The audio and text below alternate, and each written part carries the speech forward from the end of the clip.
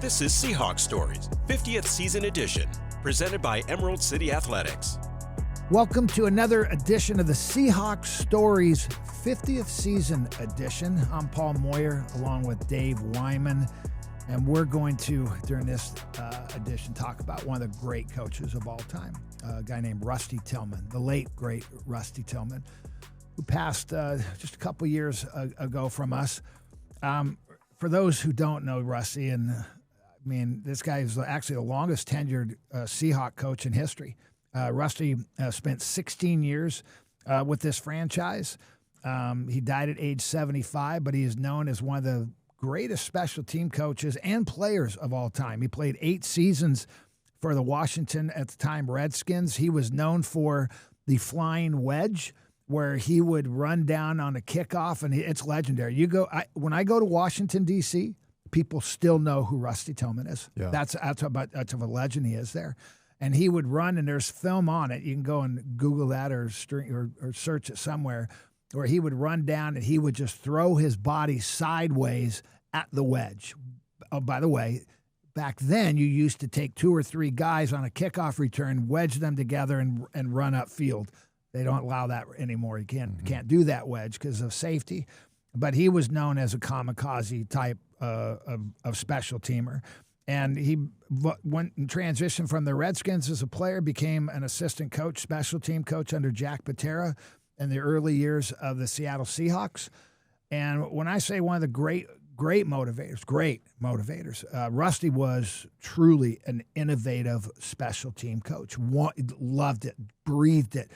It meant so much to him. He made sure, and Chuck Knox and any of the other head coaches he was under, that special teams weren't lip service. It was as important as being a starter on offense and defense.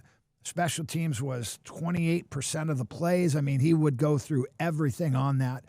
And Rusty was the first coach I ever, maybe second coach, but in the NFL, he was the first one that really emphasized, I am going to allow you to be the best you can be, and I am going to praise you for it. By the way, you have a job to do. I'm going to coach this up, and you got to do it this way, but I'm going to give you free latitude, a guy like Fred Young, that if you want, instead of being outside leverage on a kickoff and want to come inside a block, you can do that as long as you make the play. Right. But if you don't make the play, you're wrong. Yeah. But I want to give you enough freedom that if you feel you can make it, to make it. He was a big believer that there are just some guys who just have that knack for it. Me, I'm like, I follow the rules, right? I'm like, I'm not sure I can make that play. And because I'm not sure, I'm going to stay outside. But there were some great special team guys. It started to me with Donnie Dufek way back when. You had Rufus Porter.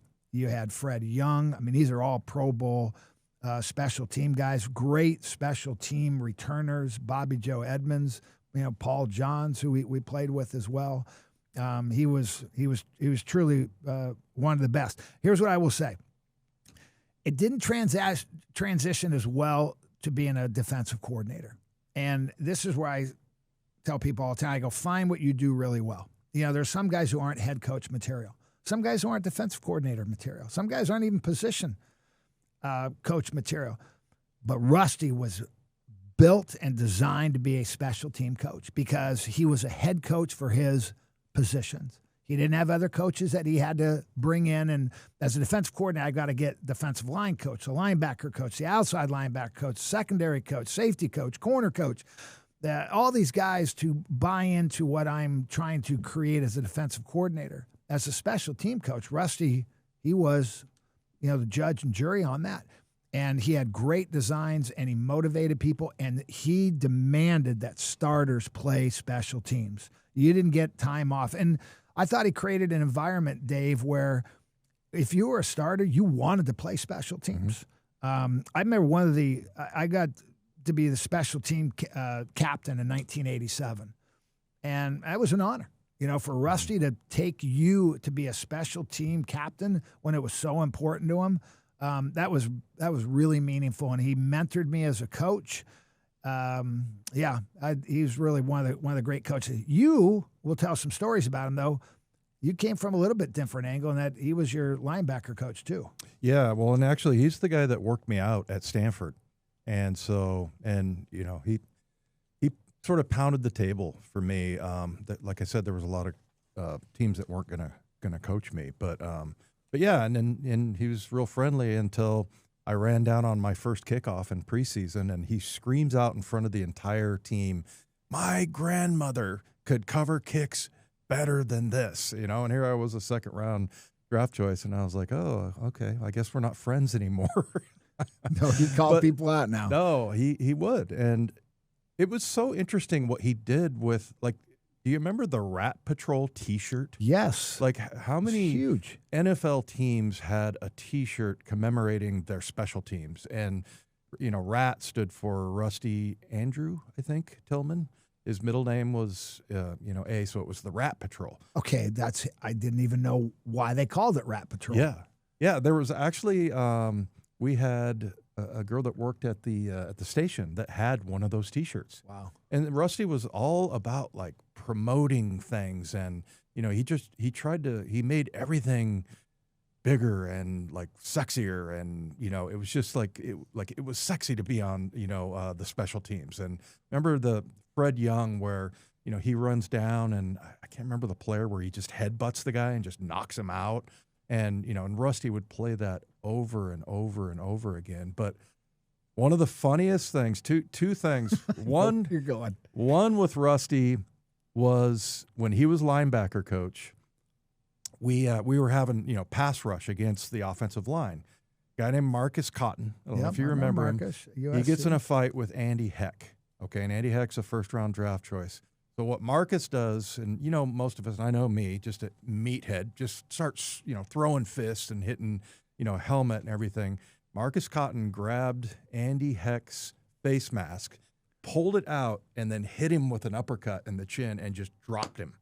And Rusty put that on, and we had like a 15-minute. It was during double days. We had like a 15-minute meeting that was all that, like. Just that one clip of Marcus dropping Andy Heck. And he's like, this is how you fight. And, and he just went on, and he was talking about his technique and grabbing the face mask and why you shouldn't hit him. And it was just, and he was like, all right, guys, that's it. That's all I got for you tonight. So, he would do that. A lot of times he would have very unique type of meetings. One of them was, I remember he told us this.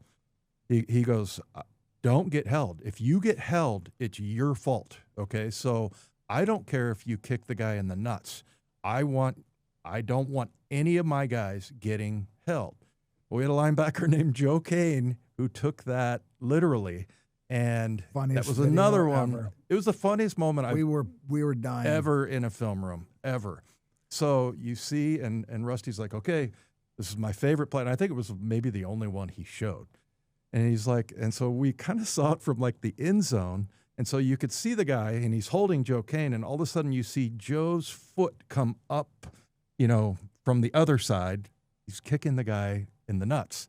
And we played that over and over and over again. And it was just the most hilarious thing I've ever seen, because Joe was like, he told me, kick him in the nuts. He kicked him like 5 times until the guy finally let go. And what Rusty would say, he goes, it's not a sin to be held. Yeah. It's a sin to stay held. And so you have to, there's no excuse. If they're not going to throw a flag, you have to find a way to get away from this, because if that means kicking them right in the you do it. Yeah. And he did. And it was hysterical, because it was wham, wham. Finally, the guy dropped his hands. Yeah, sure enough, it worked. And then there was I can't remember the guy's name. It was a couple weeks later. We played the Steelers, and his name was Jerry O. He was this tough little linebacker that was on special teams. And so Joe did it again, and Jerry O says to him, hey, man, that shit ain't going to work on me. And so, yeah, that one was where – but I remember one of them, and I think it was Jerry. I think his name was O'Connell. They had like a nut kicking contest. So Joe kicked him, and then and then the other guy tried to kicked Joe, and Joe like turned his hips, which was really comical to see. I remember this, Dave. Yeah, and it went back and forth, and I guess the guy told him, "Hey man, that stuff's not. I saw what you did on film. That's not working on me." So we started calling him Iron Nuts Jerry or something like that. But I remember. yeah, it was just, he took it literally, and Rusty could not have been more delighted by Joe doing that. And I don't know if anybody got a penalty. They probably didn't catch it or whatever. But it was one of the funniest moments ever in a meeting. But Rusty was like, "Yeah, I mean, there you go, get it done." So he was very unconventional, and he just did. Having been a player, and by the way, you talk about the wedge buster thing. Yeah. I think he called that the horizontal mambo. And somebody tried to do that one time, and it was a mess. I mean, he ended up getting hurt and everything. But, yeah, Rusty talking about taking out the wedge. Yeah, and then, I think the other thing he would do, like he would do a flying 40. And that would be, time a guy who is already on the run. Because that's what, when you had a kickoff, you're lined up 10 yards back, and by the time you get to where the ball's being kicked, the 40-yard line or whatever it was, you'd be at full speed. And Rufus had this ridiculous, I remember him forcing a kickoff return at the 5-yard line. That's how fast Rufus was. Some guys, and I don't know that he ran a great 40 or anything, but his flying 40 was like superior, like it was the best in the NFL. Yeah, he was. And, he created those things, and he would praise you for those type of things. I remember one time we were playing Denver, and he goes, "Paul, what's your 40?" I'm like, "What? In front of the whole team, really? You want me to do that?" And he goes, so he throws a number out, and I don't even know what it is, but it wasn't what I wanted it to be. He goes, "Why are you beating everybody down here? Yeah. When your 40 is not as fast as blah blah blah blah." But I thought Rusty, he had a sense of integrity about him too. So, and what I mean by that is, he'd curse you out now if he thought you were wrong, particularly on game day. And I remember one time we're playing a team and they almost block a punt, and I'm not going to call the guy's name out, but I should for this. And he was the personal protector, right? And he says, "Well, Moyer didn't get his guy." And so Rusty, when Rusty gets mad, and he's got, every time he walks by me, he's just like, it's like almost spitting on the ground, he's disgusted with me. And I'm going, "Rusty, I'm telling you, I got my guy. I don't know what he's talking about." And the guy, the personal protector, he was there with Rusty. I'm on the bench. I'm like, "Kind of get away from me." I think I was starting at the time, and I'm like, I want to rest. I go, "When you watch film, you're going to be wrong." Sure enough, film comes the next day, and Rusty pulls this clip, and he rips the personal protectors up and down. He goes, "You called him out," and Rusty I call it a pillow fight, but it was a chest block. He called it something else, and he block. Thank you. And he called this guy out. Unbelievable. So he would do certain things like that. The reason why I'm going to throw into Rusty would always do what he said he was going to do. I'm going to bring back also before that play, because I think you're going to know this story, Dave. If you remember Efren Herrera, and for those who didn't follow the Seahawks back then, the one thing they were known for were like fake punts and fake field goals. Mm-hmm. And those are all Rusty Tillman. He would design those with Coach Patera, who loved that too. And they would design all these things, and that was a lot of their offense. But just to throw some things out here, under Coach Tillman, the Seahawks had 4 players earn Pro Bowl honors, total of 6 times on special teams. Norm Johnson in 84, Fred Young, a special teamer in 84 and 85, kick returner Bobby Joe Edmonds in 86, and then linebacker Rufus Porter, I thought was one of the greatest special teamers of all time in 88 and 89 until Rufus became, a dominant edge rusher also. But before I talk about my favorite story, do you remember when Rusty did a backflip? So tragic. Rusty had neck issues, and when I was coaching with him, I had neck issues while I retired, and we would go see a doctor. And I asked, I go, what's going on with your neck? It's from football. He goes, no. He goes, I made a bet that, and there was somebody on the team who did backflips. So I know you're going to know. Elroy Harris. Okay, so tell the story. Yeah, so Rusty tries to do a backflip, and he He was still like he had like the kind of adrenaline and pride and everything of a player, but he wasn't. And so Rusty tried to do that, and I think it was on a cushion, luckily. But he didn't even come close to executing the backflip. Not even close. Well, you've described it as it's like somebody dropped a bowling ball on the ground with his head, right? That's where he hit. I mean, he could have seriously hurt himself, but I mean, that's just how he was. And he was like, hey, I'm going to do it. Like, he was a crazy man. He really was. I mean, he was you bizarre, didn't want man. Rusty mad at you. I remember Mike Tice. I remember him going, hey, Rusty, you know, it should have been this way, and I'm sorry. And he's like, get the bleep away from me. Just get out of here, Tyson. Tice is like, but Rusty. He's like following him around. Like, he really wanted, like, I don't know. I think people were intimidated by Rusty and like kind of scared.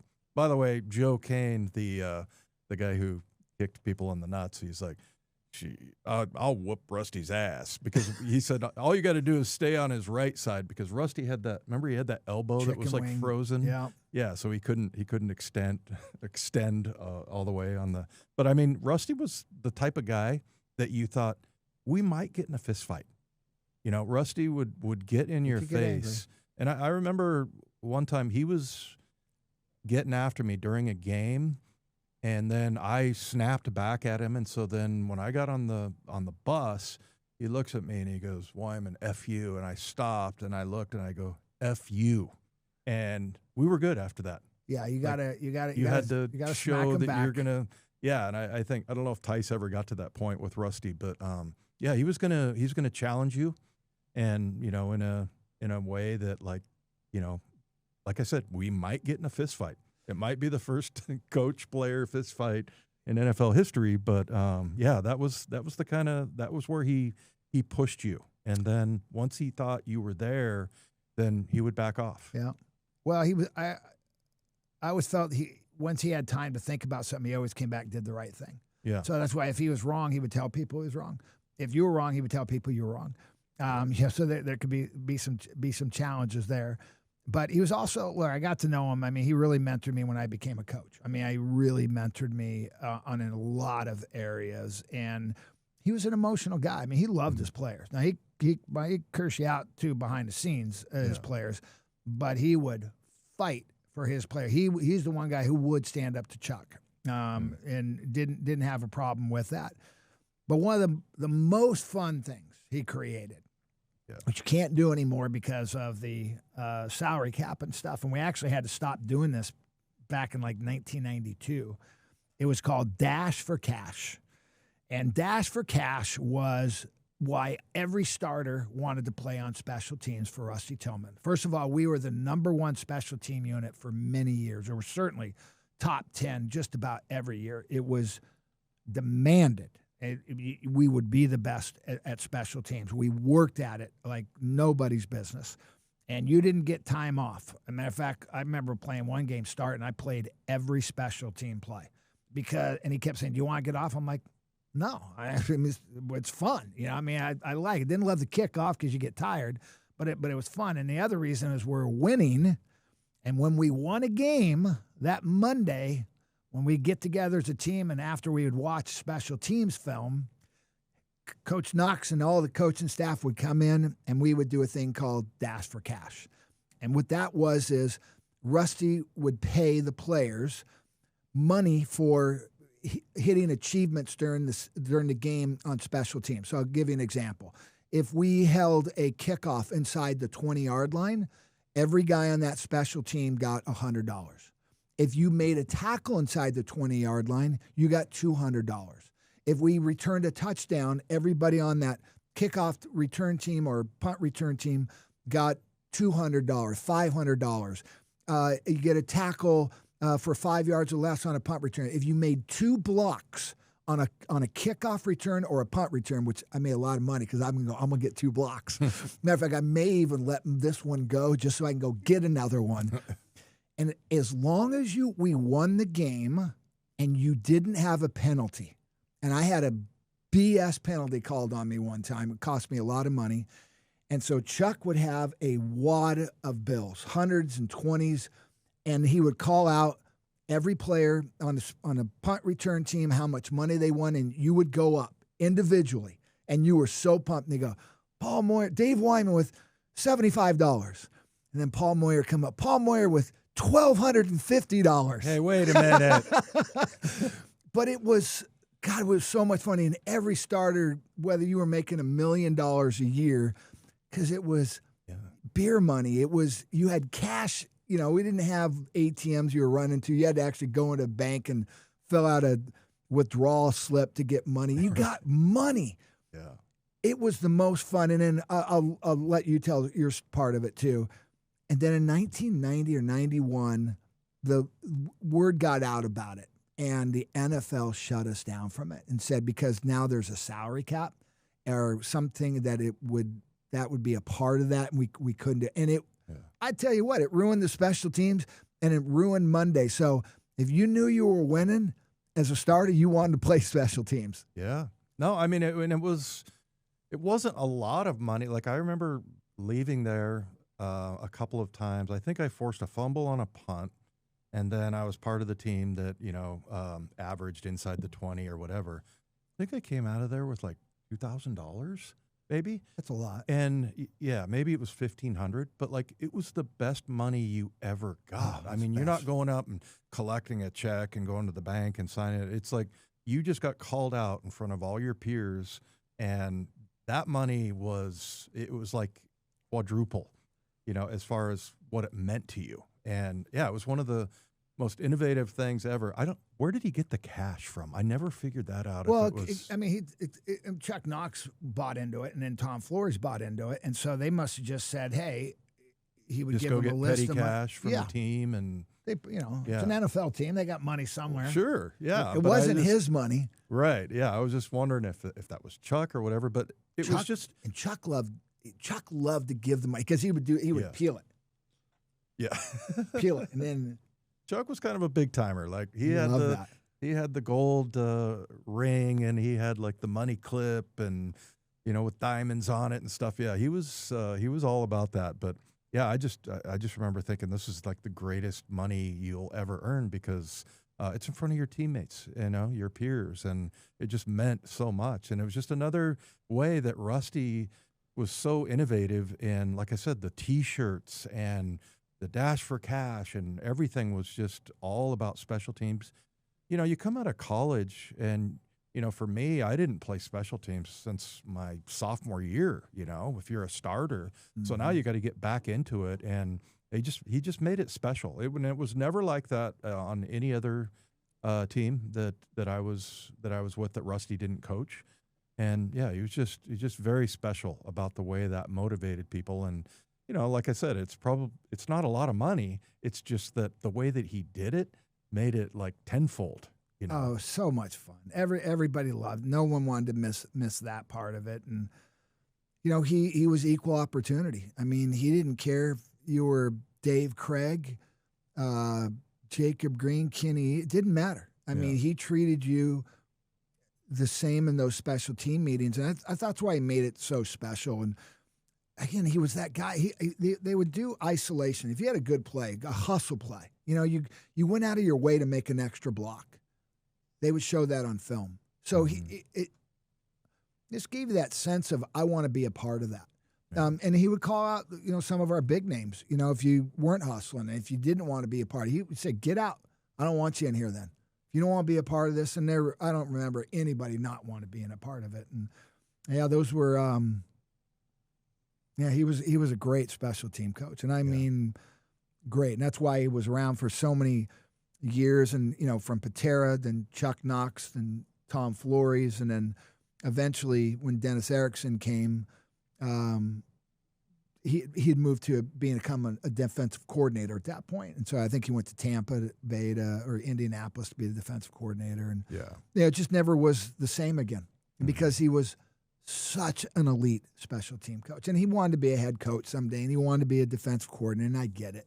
Yeah. I think if he had to go back and do that all over again, I think he would have been the greatest special team coach. He would be. I think he would have been in the Hall of Fame if he had stayed on that career. I'll leave it with this with him as well. My wife and most women I know thought Rusty Tillman was the most handsome man ever. I mean, you go back and pull some pictures. He was a man's man. Yeah. He was, Northern Arizona college, free agent, plays 8 years in the NFL for some of the great Washington Redskins teams back then. Mm-hmm. He was an absolute legend. Came here, became a legend as a special team coach.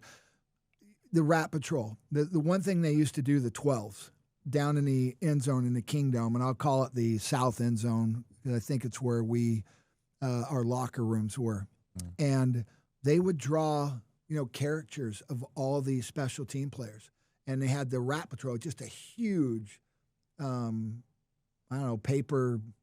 Yeah, like a big poster sign. Yeah, basically. I mean, huge. And they would have all of us in there and had names for us. And they didn't do that for the starters or the offense and defense. It was just for the special team. So for those of you who don't remember, the special teams there was really the first global popular group out here, because we weren't a great defense or an offense at that time, but we had great special teams in the 70s through the 80s, and Rusty Tillman really was the reason for that. So this NFL season, feel every play, every hit, every moment with the Sony 1000XM5 noise-canceling headphones, the official headphones of the Seattle Seahawks. With premium noise cancellation, you're in the zone. No distractions, just pure football. Whether you're in the living room or on the go, you'll never miss a beat with Sony headphones. So, Rusty Tillman, man, you'll never be forgotten, man. You truly you changed the lives of so many people, and you were the best of the best at what you did. And as you're in heaven now, God bless you, because you mentored so many people. So, Dave and Paul, we thank you again for another episode here on the Seahawks Stories 50th season edition. More editions to come.